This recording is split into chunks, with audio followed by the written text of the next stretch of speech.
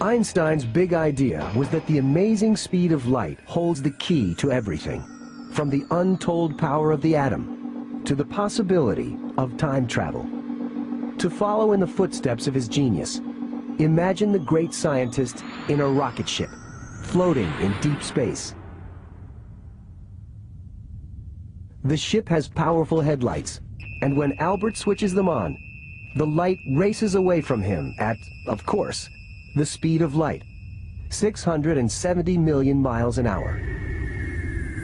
Now imagine that Albert has a twin brother, Bertrand, who also has a spaceship. Let's say Bertrand flies away from Albert at half the speed of light. When Albert turns on his headlights, how fast would they seem to be going when they overtake Bertrand? You'd think he would see them pass by relatively slowly, like a faster car passing you on the highway. But that's not the way light works. Instead, Bertrand would see Albert's high beams pass him at the full speed of light. Bertrand's own speed makes absolutely no difference. This prediction of Einstein that the speed of light is the same for everyone is one of the strangest in physics. But it's true. It's been shown by hundreds of experiments. The speed of light is going to be the same, no matter how fast you're moving towards it or away from it. Even if Bertrand turns around and travels head-on towards Albert, he would still see Albert's headlights pass him at the same speed.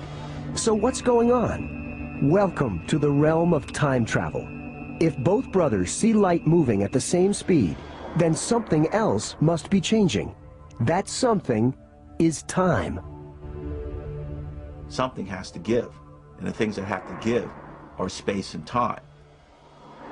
It turns out that if an object is moving fast enough through space, it can alter its passage through time.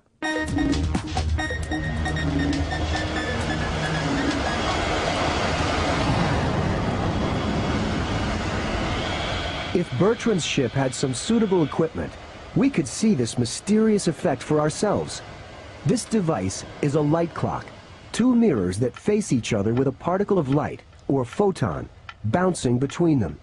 Each bounce is one tick of the clock, and in the right hands, such a clock shows directly how speed changes time. These ticks would normally occur millions of times per second, but we have slowed it down to show how this clock works and how the motion of it will affect the rate of ticking. You'll notice that the clock is ticking more slowly as I move it. Why is that? Well, the photon is making a zigzag path to reach one mirror and then the other. That's a longer path that the photon has to take, and that means that it takes more time to make that path. So the clock is slowing down. This is where physics and science fiction collide. Time for the moving clock runs slow, although if you travel with it, like Bertrand, you're not aware of the change. That's because everything happening on board, including your heartbeat and your brain waves, would slow down by the same amount. The faster Bertrand travels, the further the photon has to go between ticks, and the slower time passes for him. So what might be an hour for Bertrand could be 100 years for the rest of us. In effect, he would be traveling 100 years into the future.